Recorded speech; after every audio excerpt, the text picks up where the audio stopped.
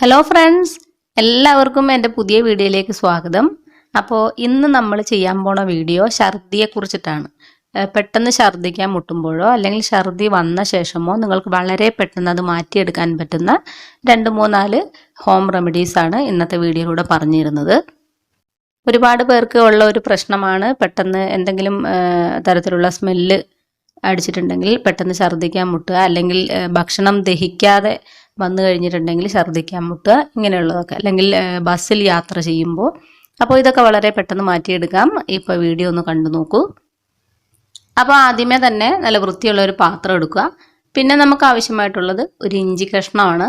ഈ ഇഞ്ചിയുടെ ചതച്ചിട്ടുള്ള നീരെടുത്ത് കഴിക്കുകയോ അല്ലെങ്കിൽ ഇഞ്ചി ചെറിയ ചെറിയ കഷ്ണങ്ങളാക്കിയിട്ട് വെള്ളം തിളപ്പിച്ച് കുടിക്കുകയോ ചെയ്തിട്ടുണ്ടെങ്കിൽ നിങ്ങൾക്ക് ഛർദ്ദിക്കാൻ മുട്ടുന്നത് പോലെ തോന്നുകയാണെങ്കിൽ അത് വെള്ളം കുടിച്ചു കഴിയുന്ന പാടെ വേഗം തന്നെ ഇത് മാറുന്നതായിരിക്കും.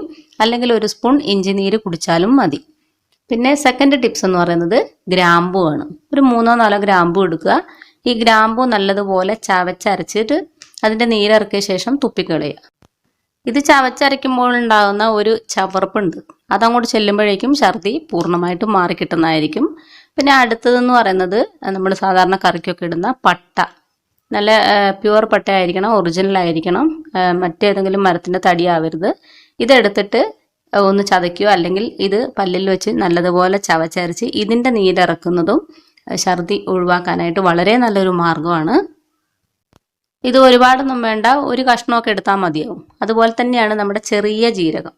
ഈ ചെറിയ ജീരകം ഇട്ടിട്ട് തിളപ്പിച്ചെടുത്ത വെള്ളം അത് ഇളം ചൂടോട് കൂടിയിട്ട് കഴിക്കുന്നത് ഛർദി ഒഴിവാക്കാനായിട്ടുള്ള വളരെ നല്ല മാർഗ്ഗങ്ങളിലൊന്നാണ്. അതുമാത്രമല്ല, ഛർദി കാരണമുള്ള ക്ഷീണം അകറ്റാനും എല്ലാത്തിനും ഈ ജീരകം തിളപ്പിച്ചിട്ട വെള്ളം നല്ലതാണ്. പിന്നെ മറ്റൊന്ന് നമ്മുടെ പെരുംജീരകമാണ്, അല്ലെ വലിയ ജീരകം എന്ന് പറയും.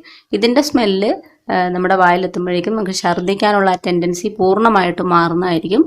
ഈ വലിയ ജീരകം വായിലിട്ട് നല്ലതുപോലെ ചവച്ചതിന് ശേഷം അതിൻ്റെ ചണ്ടി അങ്ങ് തുപ്പിക്കളയുക.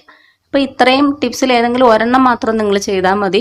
വളരെ ഇഫക്റ്റീവായിട്ടുള്ള ടിപ്സാണിത്.